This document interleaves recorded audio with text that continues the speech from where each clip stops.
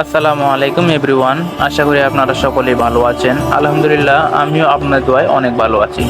তো আমি আজকে আপনাদের সামনে একটা বিষয় শেয়ার করতে যাচ্ছি, সেটা হলো যে আপনারা অনেকে আমাকে প্রশ্ন করেন কোন কোম্পানির রংটা ভালো এবং কিভাবে রং করতে হয়। তো আসলে নতুন ওয়ালে কিভাবে রং করতে হয়, বিভিন্ন প্রশ্নের আপনারা আমাকে করে থাকেন।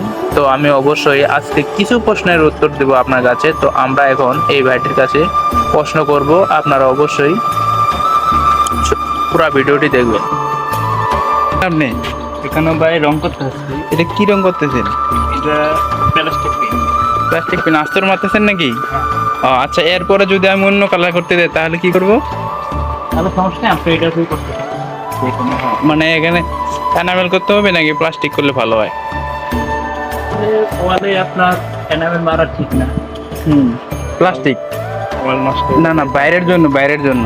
আপনি ওয়েদার নষ্ট পারেন। Weather weather. আপনার বৃষ্টি হলে সমস্যা নাই। আচ্ছা ভাই, তাহলে কোন কোম্পানির রংটা ভালো আপনি তো জানেন অবশ্যই। আপনি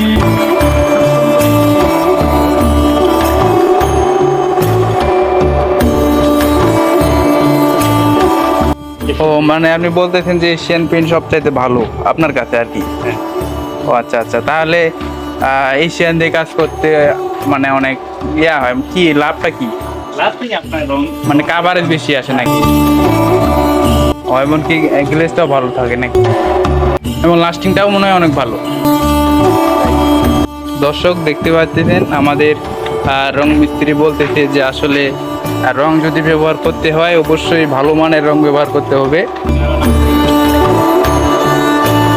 হ্যাঁ হ্যাঁ, সেটাই। হ্যাঁ অবশ্যই দর্শক, এই যে সুন্দর একটা কথা বলছে আমাদের মিস্ত্রি ভাই। তো যদি আপনারা রং করতেই চান তাহলে অবশ্যই ভালো মানের রং ব্যবহার করবেন, কারণ আপনার টাকা যাতে মানে সম্পূর্ণভাবে কাজে লাগে এটাই বুঝাইতে দিতে। তো আশা করি আমার ভিডিও থেকে কিছু শিখে থাকলে অবশ্যই লাইক কমেন্ট এবং শেয়ার করবেন। ধন্যবাদ।